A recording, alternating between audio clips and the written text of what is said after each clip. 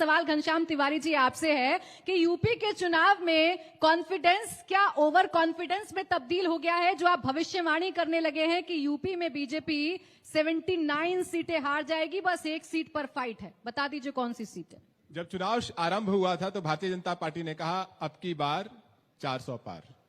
मोदी जी ने कहा अब की बार 400 पार। पहला चरण हुआ और जनता उत्तर प्रदेश से कह रही है अब की बार 420 पार। ये 420 पार क्यों? जब आप अखबार देखते हैं इंडियन एक्सप्रेस, वो खबर छापता है कि किस तरीके से 25 नेता ऐसे हैं जिसको सीबीआई, ईडी सभी लोग उनकी आरती उतार रहे थे। उसके बाद वो जिस तरीके से यहां कुछ लोग मोदी मोदी नारे लगाते हैं, उन्होंने भी नारा लगाना शुरू किया। अब वो मंत्री हैं, आपको नारा लगाने से क्या मिला? वो तो मंत्री बन गए, मुख्यमंत्री बन गए। तो सवाल यह है कि ये नारों का चुनाव नहीं है, ये जवाब देने का चुनाव है। जवाब सिर्फ इस बात का कि चुनाव किस मुद्दे पे लड़ा जाएगा। उत्तर प्रदेश में जनता सिर्फ इतनी सी बात कह रही है कि अगर आपने कहा था कि सिलेंडर 500 रुपए का हो जाएगा, बहुत हुई पेट्रोल डीजल की मार, 500 का हो जाएगा, और आज अगर वो 1100 का है, आप चुन के आते हैं तो 2000 का क्यों नहीं होगा? जो 13,000 करोड़ आप लोगों ने चंदा दिया है, यहां पे बहुत सारे लोग हैं जो भारतीय जनता पार्टी के समर्थक हैं, उन्हें वोट भी देते होंगे। क्या आपने 1 रुपए का भी चंदा दिया है? कौन से लोग हैं जो भारतीय जनता पार्टी को 13,000 करोड़ का चंदा देते हैं? इसके बदौलत उन्हें क्या मिलता है? इसके बदौलत मिलता है कि हमारे देश में जो एयरपोर्ट्स हैं, पोर्ट्स हैं, एक आदमी के पास रहेंगे। पार्टी के सबसे अमीर मंत्रियों में से एक हैं, देश के 600 सबसे अमीर आदमियों में से एक हैं। कितना टैक्स भरते हैं? राजीव चंद्रशेखर कितना टैक्स भरते हैं? कोई गेस कर सकता है? 6 आदमी जिसकी संपत्ति, एक आदमी जो मोदी सरकार में लंदन में 120 करोड़ का मकान खरीदा था, 680 रुपए टैक्स भरता है। और आपसे कहा जाता है आप 1000 रुपए सिलेंडर का दीजिए, आपसे कहा जाता है आप चंदा दीजिए। सेकेंड राउंड खत्म हो चुका है, आपका टाइम खत्म हो चुका है। अब हम तीसरे राउंड की शुरुआत करने जा रहे हैं और तीसरे राउंड में जहां से घनश्याम तिवारी जी ने अपनी बात खत्म की है, वहीं से उठाती हूं कि क्या चुनावों के बाद विपक्षी नेताओं के जेल जाने का सिलसिला और भी तेज हो जाएगा? अगर आप ये 2012 में भी अन्ना के साथ जेल गए थे, कांग्रेस ने जेल में डाला था। और अब सुनिए, 2011 ये विपक्षी नेता हमारे ऊपर कह रहे हैं। सुनिए, 2013 में ये केस हुआ था राहुल जी और सोनिया जी पे, जिसके कारण वो मुचलके के ऊपर हैं। अक्टूबर 2013 हमारी सरकार नहीं थी, कोर्ट ने किया था।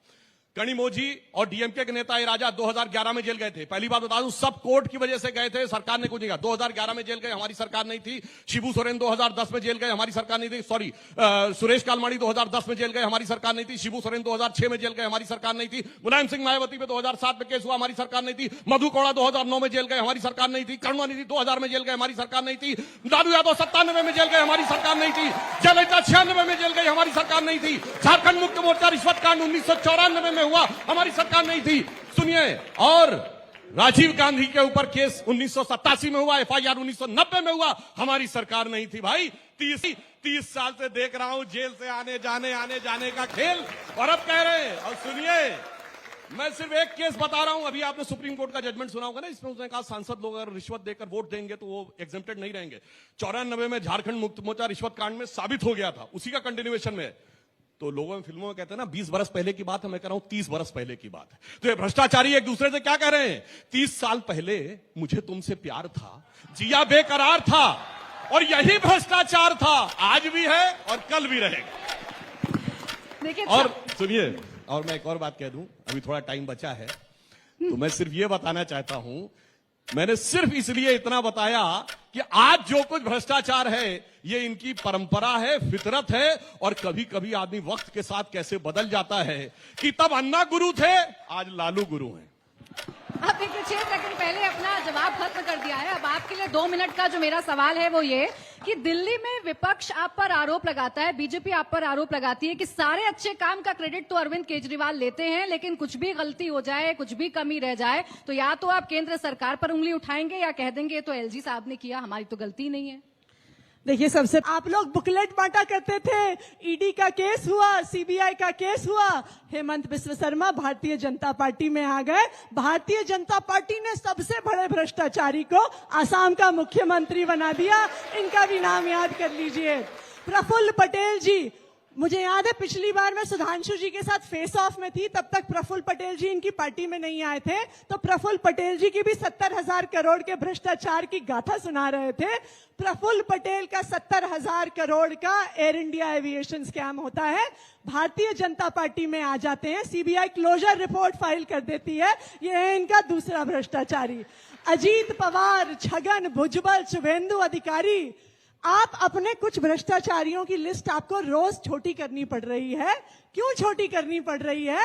क्योंकि सारे भ्रष्टाचारियों को तो ये भारतीय जनता पार्टी में लेके आ गए हैं, तो किस पे आरोप लगाएंगे कि कौन भ्रष्टाचारी है, कौन जेल जा रहा है? क्योंकि सारे भ्रष्टाचारी भारतीय जनता पार्टी में आ रहे हैं। भारतीय जनता पार्टी की एक ही स्ट्रैटेजी है कि आप सीबीआई और ईडी का केस करो, अगर कोई दब जाए, कोई डर जाए, भारतीय जनता पार्टी में आ जाए, तो सीबीआई और ईडी क्लोजर रिपोर्ट फाइल कर देती है। आप इनके खिलाफ खड़े रहो, बोलते रहो, तो अरविंद केजरीवाल, मनीष सिसोदिया, संजय सिंह, सत्येंद्र जैन की तरह तिहाड़ जेल में रहोगे। क्यों? क्योंकि हम दबते नहीं हैं, हम झुकते नहीं हैं, हम टूटते नहीं हैं, हम भारतीय जनता पार्टी में आते नहीं हैं। आम आदमी पार्टी के सारे नेताओं को जेल में डाल दीजिए, फिर भी हमारा एक एक नेता, एक एक कार्यकर्ता आपके खिलाफ लड़ता रहेगा, इस देश के संविधान के लिए लड़ता रहेगा, इस देश में युवाओं के लिए रोजगार के लिए लड़ता रहेगा, महंगाई के खिलाफ लड़ता रहेगा। अब देखिए, लड़ाई की बात चली है तो अब इस लड़ाई पर एक सवाल घनश्याम तिवारी जी आपसे है। सवाल ये है कि यूपी के दो लड़के आखिर लड़ कहां रहे हैं, कब करेंगे रैली?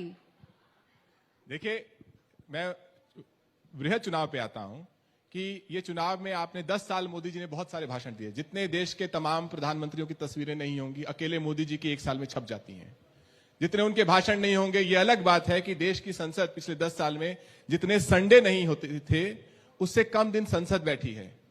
दुनिया, देश में जितने प्रधानमंत्री आज तक हुए, उससे कम, सबसे कम समय में देश के प्रधानमंत्री संसद में रहे हैं, बोले हैं, जवाब दिया है। ये चुनाव सिर्फ यूपी का नहीं, पूरे देश का चुनाव है। कैसा देश? आज इनहेरिटेंस टैक्स पे बात हो रही है। हमारा देश, ये आंकड़े हैं जिसमें 50% लोग, 1,73,000 उनकी संपूर्ण संपत्ति है, आय नहीं है, संपूर्ण संपत्ति है। 10,000 लोग, सोर्स ये थॉमस पिकेटी की रिपोर्ट है, वर्ल्ड इनइक्वालिटी लैब की रिपोर्ट है, और ये अनेक देशों में पब्लिश होती है, मैं आपको दे दूंगा। हमारे देश में 10,000 ऐसे लोग हैं जो कि उनका औसत वेल्थ 300 करोड़ के आसपास है। यह हमारा देश है। ऐसे देश में अगर जो नई सरकार चुनी जाती है, वो रोजगार नहीं दे सकती अगर वो झूठ बोलती है, जैसे कि भारतीय जनता पार्टी कहती है कि 44 करोड़ मुद्रा लोन दिए गए हैं, यानी कि 26 करोड़ परिवार हैं, 44 करोड़ मुद्रा लोन आपने दिए, यानी हर परिवार में आपने 2 मुद्रा लोन दिए, जो कि घोटाला है, जो अगली सरकार जिसका पर्दाफाश करेगी। जो सरकार, जो प्रधानमंत्री ये भरोसा न दिला पाए कि आपके बच्चों को रोजगार मिलेगा, उसका रोजगार छीनने की जिम्मेदारी आपकी है। जो सरकार आपकी शिक्षा को सस्ता नहीं कर पाए, उस सरकार के रोजगार को छीनने की जिम्मेदारी आपकी है। जो सरकार आपसे झूठ बोले, संसद में झूठ बोले, संसद के बाहर झूठ बोले, किसानों के ऊपर लाठी ड्रोन से फायरिंग करवाए, उस सरकार का रोजगार छीनने की जिम्मेदारी आपकी है। सवाल ये नहीं है, आप बचपन से आज तक अपने धर्म के अनुसार, अपने भगवान के, अपने ईश्वर के भक्त हैं। सवाल ये नहीं है किसकी भक्ति कितनी है, सवाल ये है जिसे चुना जाए वो उसकी संविधान के प्रति भक्ति कितनी है, आपके प्रति भक्ति कितनी है।